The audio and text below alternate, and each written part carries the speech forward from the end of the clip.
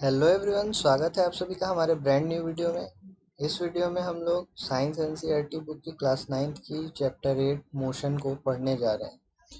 तो अगर आप हमारे चैनल पर नए हैं तो हमारे चैनल को सब्सक्राइब कर दें, वीडियो को लाइक कर दें, और अगर आपने अभी तक हमारे चैनल को एक्सप्लोर नहीं किया है तो एक बार एक्सप्लोर ज़रूर करें। तो चलिए हम लोग अपना लेक्चर शुरू करते हैं। जैसा कि यहाँ इंट्रोडक्शन सबसे पहले दिया हुआ है, तो इंट्रोडक्शन एक बार हम लोग पढ़ लेते हैं। तो इसमें लिखा है कि in everyday life we see some objects at rest and others in motion.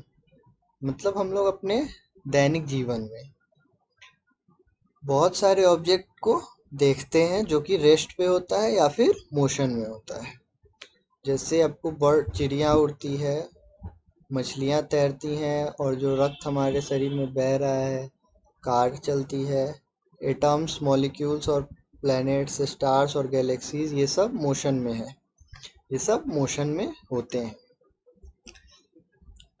We often perceive an object to be in motion when its position changes with time। तो हम लोग किसी भी चीज़ को मोशन में तब बोलते हैं जब वो अपना पोजीशन टाइम के साथ चेंज कर रहा हो, तो ही वो मोशन में होता है। However, there are situations where the motion is inferred through indirect evidences। हालांकि बहुत बार ऐसा सिचुएशंस भी आता है जब हम लोग मोशन को इनडायरेक्ट एविडेंस के थ्रू ही पहचान पाते हैं या समझते हैं कि वो मोशन में है। जैसे आपको यहाँ एग्जांपल दे रखा है। For example, we infer the motion of air by observing the movement of dust and the movement of leaves and branches of trees. मतलब कि हम लोग जो हवा चलती है उसका जो मोशन है, हवा का, एयर का, उसको हम लोग कैसे ऑब्जर्व करते हैं। तो या तो धूल उड़ती है यानी मूवमेंट ऑफ डस्ट होता है उससे, या फिर पत्ते हिलते हैं, या फिर टहनियाँ जो होती है पेड़ की वो हिलने लगती है जब हवा चलती है। तो इससे हम लोग ये पता लगाते हैं कि हवा चल रही है, यानी एयर में मोशन हो रहा है। तो अब यहाँ एक क्वेश्चन आपसे पूछ रहा है कि what causes the phenomena of sunrise, sunset and changing of seasons. तो यहाँ पे जो क्वेश्चन है कि जो फेनोमेना है, सनराइज यानी सूर्योदय, सूर्यास्त और मौसमों का बदलना, तो ये इसका क्या कारण है। तो यहाँ पे इसका आंसर भी दे रखा है। तो कि यहाँ एक्चुअली आंसर अभी दिया नहीं है, बट ये आपसे एक और क्वेश्चन उसी में पूछ रहा है जो आपको एक हिंट दे रहा है कि is it due to the motion of the earth. क्या ये मोशन ऑफ अर्थ के कारण होता है। इफ इट इज ट्रू, अगर ये सही है या फिर ये सच है, तो why don't we directly perceive the motion of the earth. तो हम लोग सीधे मोशन ऑफ अर्थ पे ही क्यों नहीं पहुंच जाते।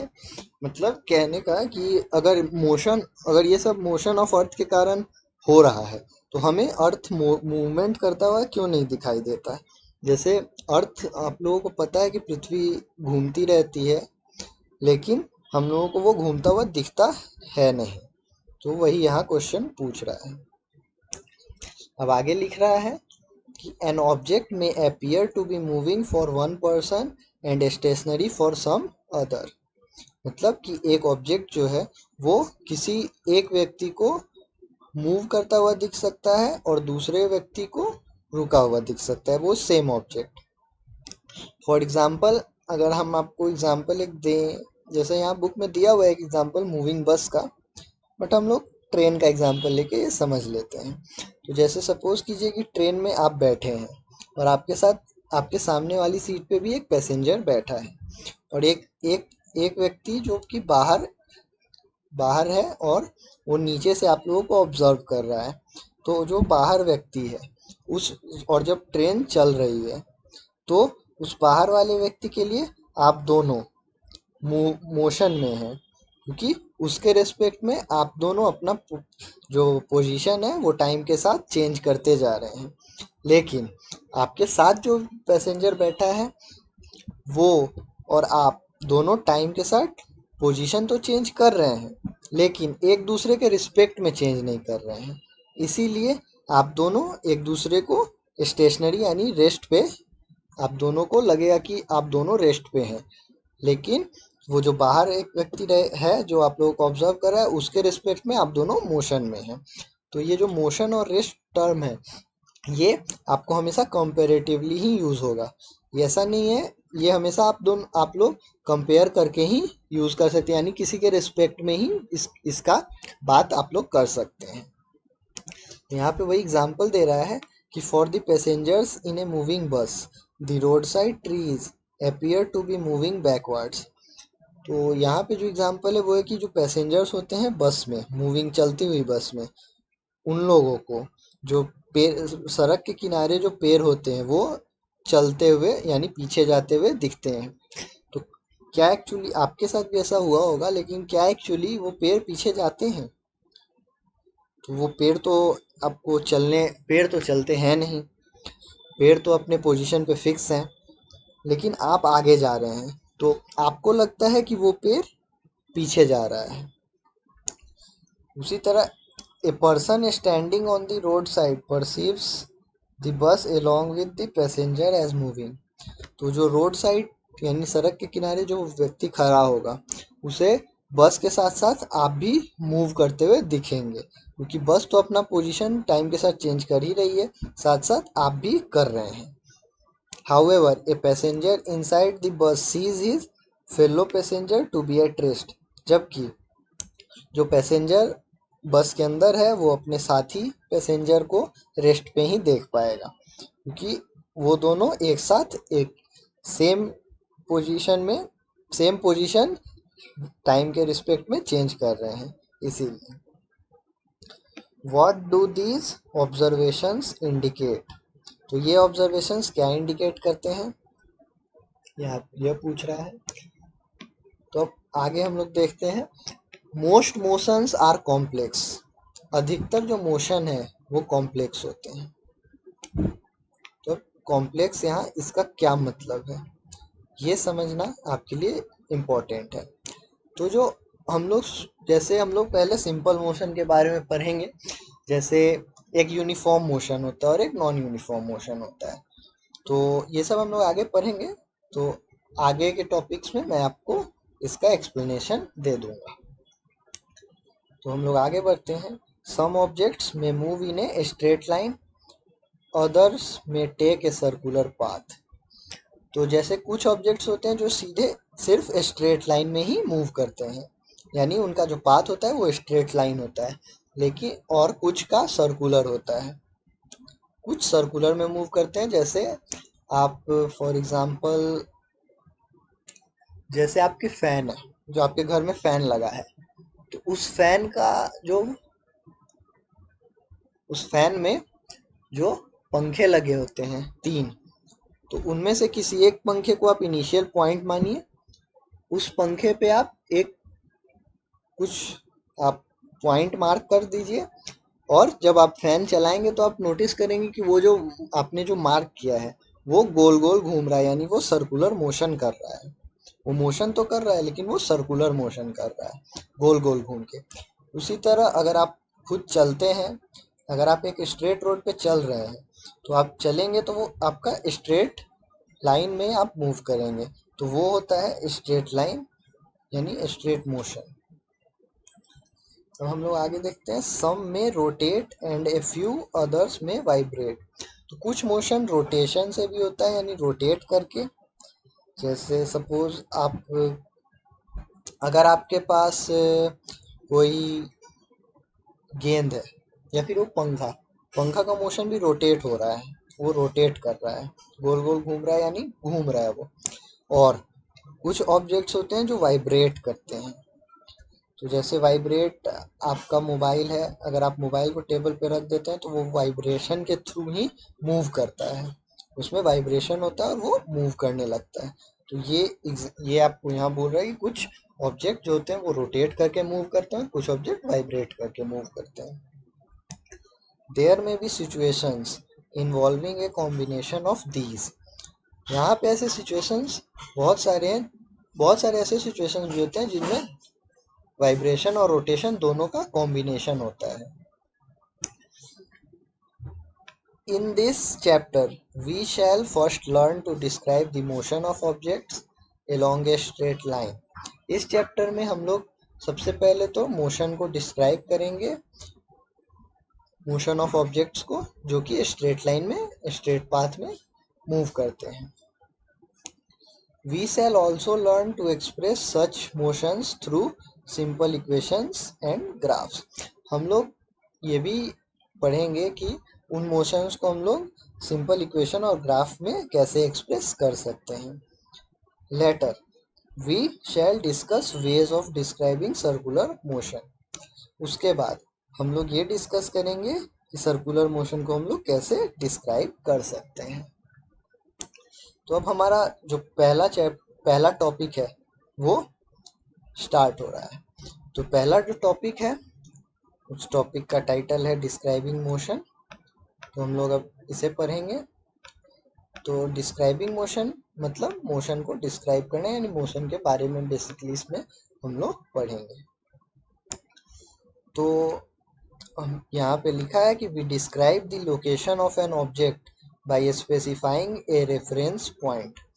हम लोग किसी भी ऑब्जेक्ट का लोकेशन एक रेफरेंस पॉइंट को मान के ही करते हैं। फॉर एग्जाम्पल, अगर आप कहीं पे हैं तो आपका लोकेशन हम कैसे बता सकते हैं। सपोज कीजिए अगर आप अपने बेडरूम में हैं, तो आपके बेडरूम में आप जहाँ पे, तो हम क्या बोलेंगे, आप अपने बेडरूम में, तो वो आपका रेफरेंस पॉइंट हो गया।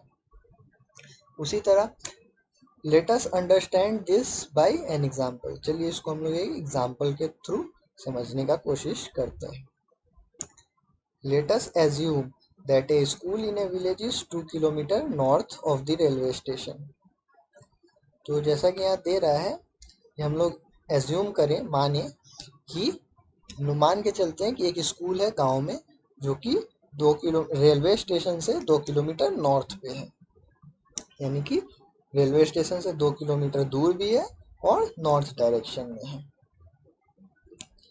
We have specified the position of the school with respect to the railway station.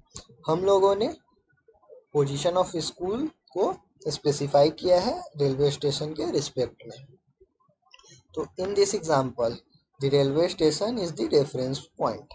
तो इस एग्जाम्पल में रेलवे स्टेशन रेफरेंस पॉइंट हुआ। जैसे मैंने एग्जाम्पल दिया कि आप अपने बेडरूम में, तो बेडरूम जो हुआ आपका, वो हुआ आपका reference point. We could have also chosen other reference points according to our convenience. हम लोग अपने हिसाब से कोई भी रेफरेंस पॉइंट चुन सकते हैं अपनी सुविधा के अनुसार, यानी कि कोई आपको जैसे फिक्स नहीं होता है कि इस केस में आपको यही रेफरेंस पॉइंट लेना है, आप कुछ भी रेफरेंस पॉइंट ले सकते हैं। Therefore, to describe the position of an object, we need to specify a reference point called the origin. इसीलिए एक पोजीशन ऑफ ऑब्जेक्ट, जो पोजीशन ऑफ ऑब्जेक्ट है उसको स्पेसिफाई करने के लिए हम लोग एक रेफरेंस पॉइंट बनाते हैं जिसको हम लोग ओरिजिन कहते हैं। तो ओरिजिन बेसिकली ग्राफ में यूज़ होता है कि जैसे यूनिवर्सल जो यूज़ हो सके। जैसे सपोज कीजिए अगर हम लोग इसे एक यूनिवर्सल नहीं बनाएंगे, तो अगर आप एक रेफरेंस पॉइंट लेते हैं अपने लोकेशन के लिए, सपोज कीजिए कि आपने रेलवे स्टेशन लिया रेफरेंस पॉइंट, तो हो सकता है कोई दूसरा व्यक्ति जो है वो रेलवे स्टेशन ना लेके कोई मंदिर ले ले, कोई हॉस्पिटल ले ले, तो ये सब अलग अलग डिफर करेंगे। तो सबको एक साथ, मतलब एक ही, आपको एक यूनिफॉर्म सबका समझ करने के लिए हम लोगों ने एक रेफरेंस पॉइंट बनाया जिसको हम लोग ओरिजिन नाम देते हैं। इसके बारे में हम लोग आगे पढ़ेंगे, तो हम लोग आगे देखते हैं। तो आगे जो सब टॉपिक है पहले टॉपिक का, वो है motion along a straight line, यानी कि स्ट्रेट लाइन में जो मोशन होता है। तो हम लोग इसके बारे में पढ़ लेते हैं थोड़ा कि the simplest type of motion is the motion along a straight line. तो जो सबसे सिंपलेस्ट मोशन है, सिंपलेस्ट टाइप है मोशन का, वो होता है स्ट्रेट लाइन में मोशन। तो जो मोशन स्ट्रेट लाइन में होता है ये सबसे सिंपलेस्ट होता है। तो इसका एग्जांपल आप मान सकते हैं, जैसे अगर हम लोगों ने एक जैसे कि आप लोगों ने बचपन में ट्रेन जो ट्रेन वाले खिलौने आते हैं उनमें जो पटरियाँ होती है वो स्ट्रेट होती हैं और उस पे हम लोग ट्रेन चलाते हैं तो वो हमेशा स्ट्रेट लाइन में ही मूव करते हैं अगर उनके जो पटरी है वो स्ट्रेट है तो वो मोशन स्ट्रेट लाइन मोशन है। तो उसमें से वो ऑब्जेक्ट जो होगा वो एक स्ट्रेट लाइन में ही मूव करता है। तो आगे जो लिखा है वो है we shall first learn to describe this by an example. हम लोग इसको पहले एक एग्जाम्पल के थ्रू समझेंगे। Consider the motion of an object moving along a straight path. तो कंसीडर कीजिए कि मोशन ऑफ ऑब्जेक्ट जो है यानी कि जो ऑब्जेक्ट वो मोशन कर रहा है वो एक स्ट्रेट पाथ में मूव कर रहा है। The object starts its journey from O which is treated as its reference point. तो हम लोग जो इसमें जो हम लोगों का रेफरेंस पॉइंट है होगा वो ओ होगा यानी ओरिजिन। तो जो ऑब्जेक्ट है वो अपना जर्नी ओरिजिन से स्टार्ट कर रहा है जो कि रेफरेंस पॉइंट हम लोगों ने इस केस में माना है। तो जैसा कि आप फिगर 8.1 में यहाँ देख सकते हैं ये फिगर 8.1 है। इसमें यहाँ पे ये जो है ये आप देख सकते हैं ये ओ है यानी कि 0 यहाँ पे ओ है ओरिजिन जिसका जो ऑर्डिनेट है यानी कि एक्स एक्सिस जिसे आप एब्सिसा भी कहते हैं। एब्सिसा और ऑर्डिनेट के बारे में आप लोगों ने पढ़ा होगा। तो एब्सिसा जो है इसका वो 0 है।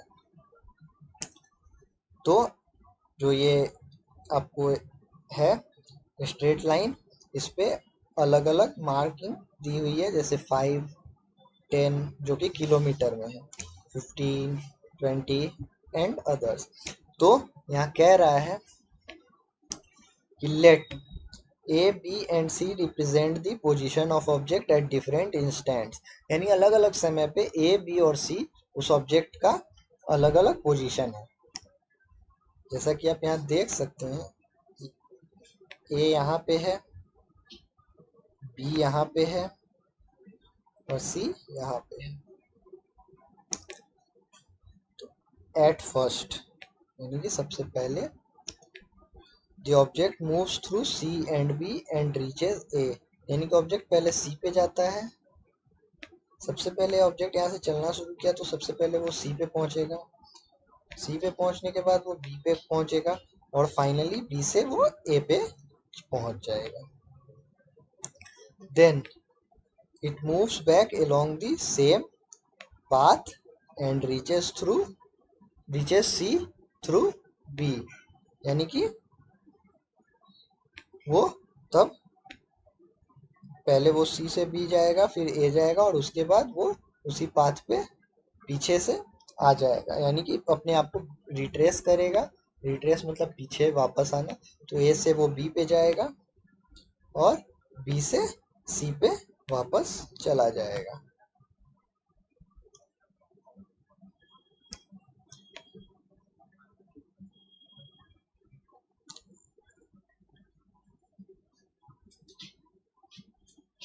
अब आगे लिख रहा है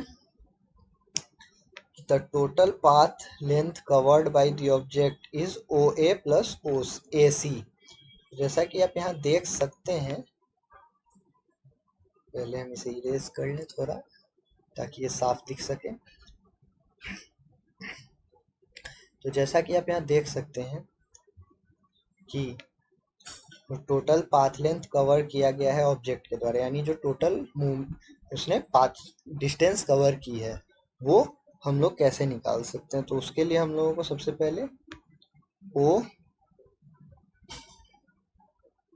ए यानी ओ से ए का डिस्टेंस जो वो यहाँ से यहाँ गया वो और फिर ए से सी तक का डिस्टेंस क्योंकि वो सेकेंड टाइम सी तक ही रिटर्न हुआ है तो इतना दूर उसने ट्रेवल किया।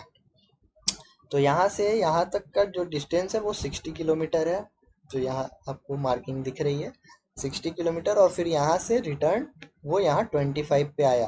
तो एक्चुअली ये 25 है नहीं, ये आपको 0 से अगर आप ट्रेवल करते हैं तो ये आपको 25 है। बट जब आप 60 पे पहुंच गए तो 60 से फिर आपके लिए आप इसे 0 मान लीजिए यहाँ और तब इसे आप 5 इसे 10, इसे 15, इसे 20, उसी तरह 25, 30 एंड 35। तो ये आपका 35 हो जाएगा। तो इस तरह से हम लोग डिस्टेंस को कैलकुलेट करते हैं। तो इसका टोटल डिस्टेंस हो जाएगा आपको 35 प्लस 60 यानी कि 95 किलोमीटर इसने ट्रेवल किया इतने दूर। तो अब वही दे रहा है, that is 30 plus 65 plus 35 is equal to 95 kilometre. This is the distance covered by the object. ये वो डिस्टेंस है जो ऑब्जेक्ट ने कवर की है। To describe distance, we need to specify only the numerical value and not the direction of motion. तो distance को describe करने के लिए हम लोगों को सिर्फ न्यूमेरिकल वैल्यू यानी कि जो 95 किलोमीटर आई है वो हम लोगों को स्पेसिफाई करनी होती है। ये नहीं कि वो 95 किलोमीटर ईस्ट में चला, वेस्ट में चला या जिस डायरेक्शन में चला वो हम लोग को यहाँ डायरेक्शन स्पेसिफाई नहीं करना होता है। There are certain quantities which are described by specifying only their numerical values. बहुत सारी ऐसी क्वांटिटीज होती हैं जो सिर्फ न्यूमेरिकल वैल्यू जिनमें डिस्क्राइब किया जाता है। The numerical value of a physical quantity is called its magnitude. तो मैग्नीट्यूड जो होता है वो न्यूमेरिकल वैल्यू होता है किसी भी फिजिकल क्वांटिटी का। तो मैग्नीट्यूड जो टर्म है ये आप लोगों को याद रखना होगा क्योंकि एक बहुत इंपॉर्टेंट टर्म है मैग्नीट्यूड, जो कि न्यूमेरिकल वैल्यू होता है किसी भी फिजिकल क्वांटिटी का। फ्रॉम दिस एग्जाम्पल, इस एग्जाम्पल से can you find out the distance of the final position C of object from the initial position O. तो इस क्वेश्चन में आपको कह रहा है कि क्या आप डिस्टेंस पता कर सकते हैं फाइनल पोजीशन सी, ऑब्जेक्ट जो सी है पे है वहां से इनिशियल पोजीशन ओ तक का।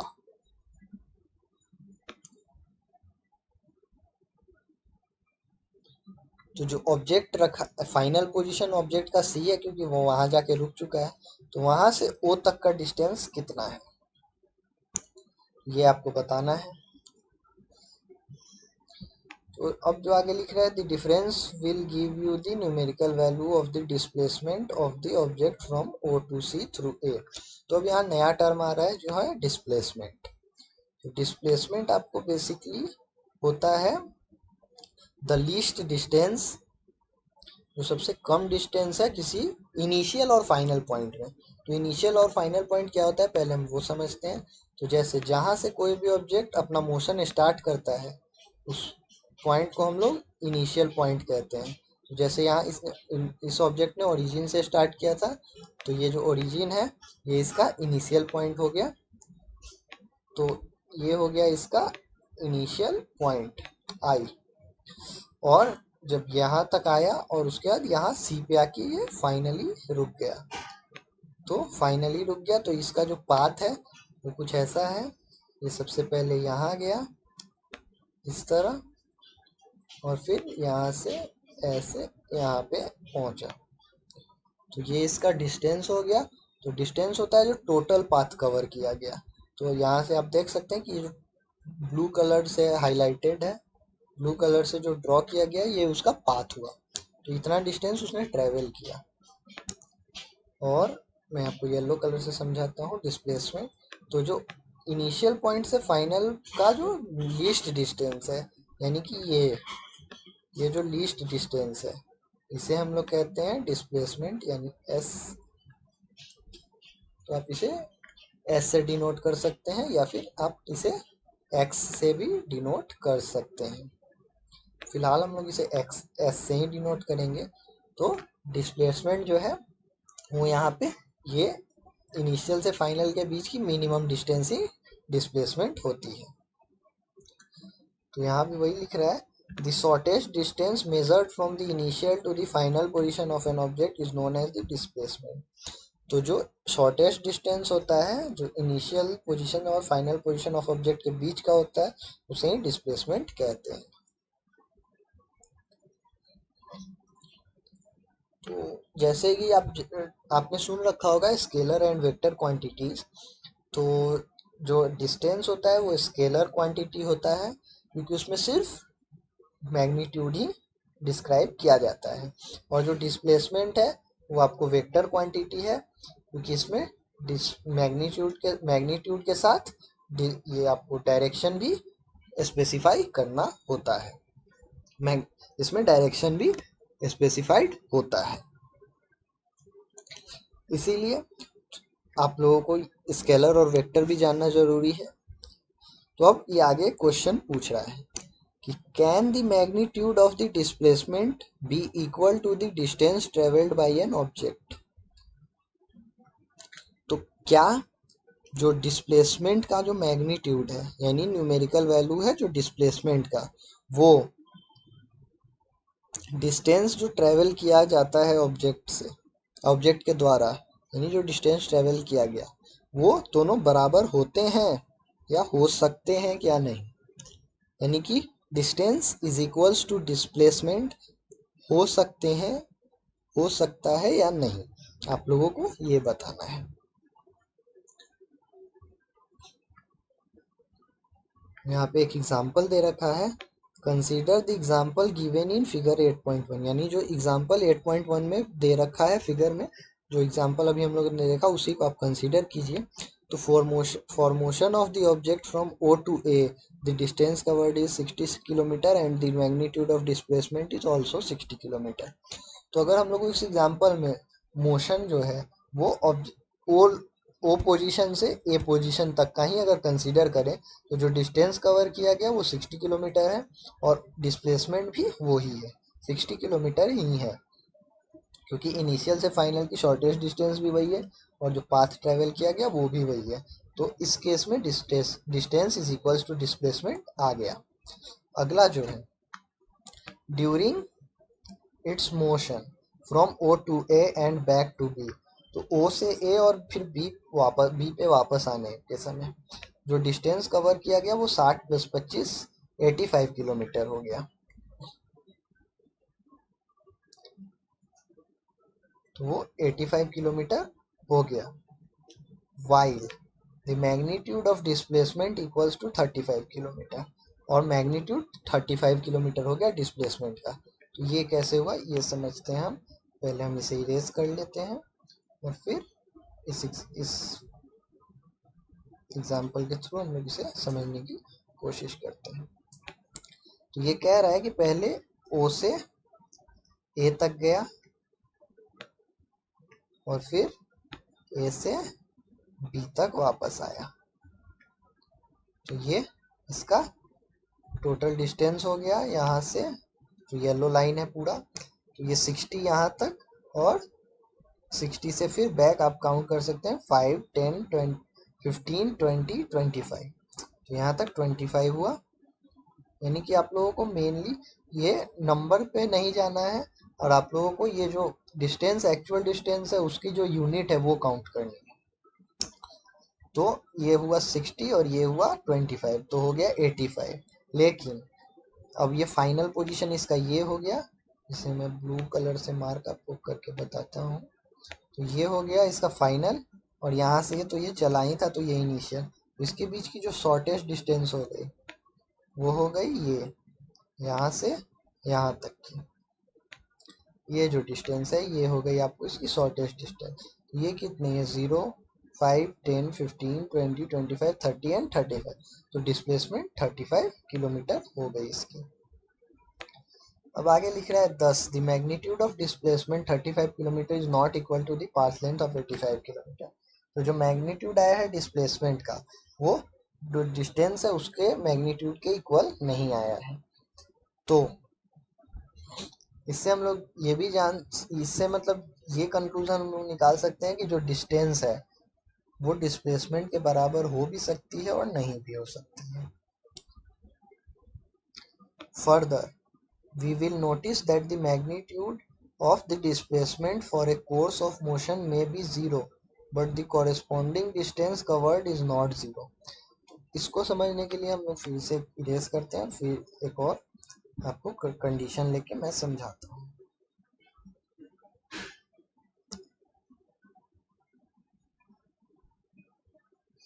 तो सपोज कीजिए कि इनिशियल 0 से हम लोगों ने अपना मोशन स्टार्ट किया, हम लोगों ने ओ से अपना मोशन स्टार्ट किया। तो यहाँ से हम लोगों ने ट्रेवल किया ए तक, और ए से फिर हम लोगों ने रिटर्न ले लिया फिर ओ तक, यानी कि ऐसे हम लोग गए और ऐसे फिर रिटर्न वहीं पे आ गए। तो हम लोग का इनिशियल पोजीशन भी यही था ओ, और हमारा फाइनल पोजीशन भी ओ ही है। तो इस केस में आपने डिस्टेंस, तो ये येलो जो पाथ है, येलो लाइन, इसको आपने पूरी कवर की, तो आपका जो डिस्टेंस हो गया वो 60 किलोमीटर इधर और 60 किलोमीटर इधर, यानी 120 किलोमीटर आपका टोटल डिस्टेंस ट्रेवल्ड हो गया। लेकिन जो मिनिमम डिस्टेंस है आपकी इनिशियल और फाइनल के बीच में, तो इनिशियल और फाइनल के बीच में तो कोई डिस्टेंस ही नहीं, यानी आप यहाँ से शुरू के वहीं पे आके आप रुक गए, तो वो आपका ज़ीरो हो गया, यानी कि इसके बीच में डिस्प्लेसमेंट हुआ ही नहीं, यानी आपका डिस्प्लेसमेंट ज़ीरो है। तो जब आपका डिस्प्लेसमेंट ज़ीरो हो गया तो यहाँ पे मतलब आप कह सकते हैं कि आपका डिस्प्लेसमेंट जो है वो ज़ीरो है। लेकिन आपने डिस्टेंस तो कुछ ना कुछ ट्रेवल की ही है। अगर आप डिस्टेंस ट्रेवल करते हैं, मतलब किसी भी केस में अगर आप मोशन में हैं तो आप डिस्टेंस आपका ज़रूर कुछ ना कुछ कवर होगा, यानी कि डिस्टेंस ज़ीरो नहीं हो सकता है, लेकिन डिस्प्लेसमेंट जो है वो ज़ीरो हो सकता है। यहाँ वही कह रहा है कि डिस्प्लेसमेंट ज़ीरो हो सकता है, डिस्टेंस ज़ीरो नहीं हो सकता है। If we consider the object to travel back to O, the final position coincides with the initial position and therefore the displacement is zero। वही बात है जो मैंने आपको समझाई कि जब ऑब्जेक्ट ओ से शुरू करके फिर ओ पे ही वापस आके ख़त्म कर देता है अपना मोशन, अपना जर्नी, तो उसका डिस्टेंस तो ट्रेवल किया उसने, लेकिन डिस्प्लेसमेंट उसका ज़ीरो है। अगली लाइन में भी यही डिस्टेंस के बारे में बता रहा है कि वो 120 किलोमीटर होगी। Thus, two different physical quantities, the distance and the displacement, are used to describe the overall motion of an object to locate its final position with reference to its initial position at a given time। मतलब कि जो दो physical quantity है अलग अलग, distance और displacement, वो दोनों मोशन का, मतलब किसी भी ऑब्जेक्ट के मोशन का, जब वो कोई भी ऑब्जेक्ट मोशन करता है तो उसका पोजीशन जो होता है इनिशियल और फाइनल पोजीशन, मतलब उसके इनिशियल पोजीशन के रेफरेंस में उसका फाइनल पोजीशन कहाँ पे होगा गिवन टाइम में, वो हम लोग उससे लोकेट करते हैं। तो अब यहाँ पे दो एक्टिविटी दिया है, सिंपल सा एक्टिविटी है, ये आप खुद से कर सकते हैं, घर पे खुद से इसे कर लीजिएगा। और अगर आप लोगों को एक्टिविटी में भी कोई हेल्प चाहिए हो तो मुझे आप कमेंट कर सकते हैं, या फिर हमारे मेल पे आप हमें मैसेज कर सकते हैं, तो हम लोग आपको उस पर कुछ हेल्प कर देंगे। तो अब यहाँ पे कुछ इन चैप्टर क्वेश्चन दे रहा है, जैसे क्वेश्चन 1 जो है, क्वेश्चन 1 कह रहा है कि an object has moved through a distance, can it have a zero displacement? If yes, support your answer with an example। तो आप लोग ये तीनों क्वेश्चन ज़रूर कर लीजिएगा, क्योंकि ये क्वेश्चंस इंपॉर्टेंट होते हैं। अगर आप क्वेश्चन नहीं करते हैं तो हमारे पढ़ाने का भी कोई फ़ायदा है नहीं। अगर आप लोगों को घर पे सेल्फ स्टडी एक बार ज़रूर खुद से करनी होगी, ताकि आप लोगों को ये चैप्टर अच्छे से समझ में आ सके, और आप लोग क्वेश्चन ज़रूर करें ताकि आप लोग को समझ में आए कि आप लोगों ने क्या पढ़ा है, क्या समझा है। तो ये जो क्वेश्चंस बेसिकली आपको तीन है, इन तीनों को मैं आपको एक बार समझा ज़रूर देता हूँ, ताकि आपको ये क्वेश्चन करने में कोई परेशानी ना हो।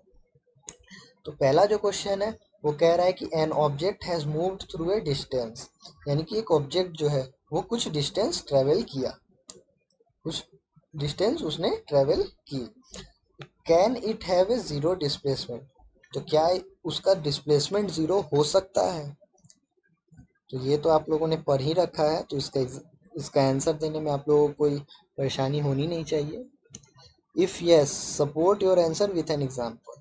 तो अगर आपका जवाब हाँ है तो आप लोगों को एक एग्जाम्पल के थ्रू उसे समझाना होगा।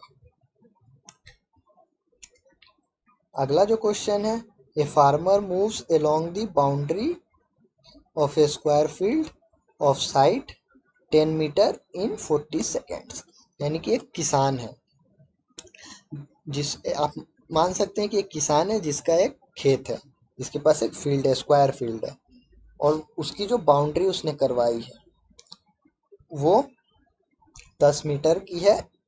यानी उसका जो साइड है, आप एक स्क्वायर मान सकते हैं जिसका एक साइड 10 मीटर है। तो अगर वो किसान किसी एक पॉइंट से, आप कोई एक पॉइंट इनिशियल इस पे मान लीजिएगा, और उस पॉइंट से आप वो फार्मर जो है वो अपने पूरी बाउंड्री को 10 मीटर जो कि है उसे चल लेता है 40 सेकेंड में।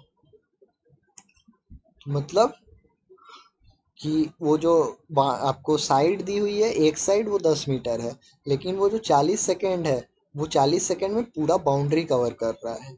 यानी कि चारों साइड मिला के वो 40 सेकेंड में कवर कर रहा है।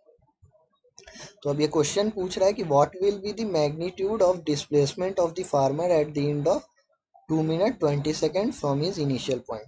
तो उसके इनिशियल पॉइंट से उसका मैग्नीट्यूड ऑफ डिस्प्लेसमेंट क्या होगा 2 मिनट 20 सेकेंड पे। तो मतलब जहाँ पे आपने इनिशियल पॉइंट लिया है वहां से 2 मिनट 20 सेकेंड के बाद वो फार्मर होगा कहाँ, आप लोगों को ये बताना है। मतलब उसका जो डिस्प्लेसमेंट आएगा, उस डिस्प्लेसमेंट का न्यूमेरिकल वैल्यू यानी मैग्नीट्यूड कितना है, ये आप लोगों को बताना है। अगला जो क्वेश्चन है वो है which of the following is true for displacement. यानी कि इनमें से डिस्प्लेसमेंट के लिए क्या सही है। ऑप्शन ए है it can not be zero, यानी कि ये ज़ीरो होने नहीं हो सकता है। और ऑप्शन बी है its magnitude is greater than the distance travelled bye the object. यानी कि इसका जो मैग्नीट्यूड है वो greater than the distance travelled bye the object, यानी कि जो ऑब्जेक्ट डिस्टेंस ट्रेवल किया उससे ज़्यादा होता है। तो ये क्वेश्चंस आप लोग ज़रूर कर लें। और टेबल 8.1 जो दिया हुआ है वो आपको एक एग्जांपल समझाने के लिए है बस। खैर टेबल 1 हम लोग कल डिस्कस करेंगे अगले लेक्चर में। तो आज के लेक्चर के लिए इतना ही। अगर आप लोगों ने हमारे वीडियो को अभी तक लाइक नहीं किया तो लाइक कर दें, चैनल को सब्सक्राइब कर दें, और जो भी होमवर्क आपको दिया गया है उसे आप ज़रूर एक बार कर लें, और एक बार आगे के टॉपिक्स को भी सेल्फ स्टडी घर पे एक बार रीड ज़रूर कर लें, ताकि जब अगले लेक्चर में हम लोग आपको वीडियो समझाएं, उस टॉपिक को समझाएं, तो आपको वो समझने में कोई दिक्कत ना हो। तो यहाँ तक वीडियो देखने के लिए धन्यवाद।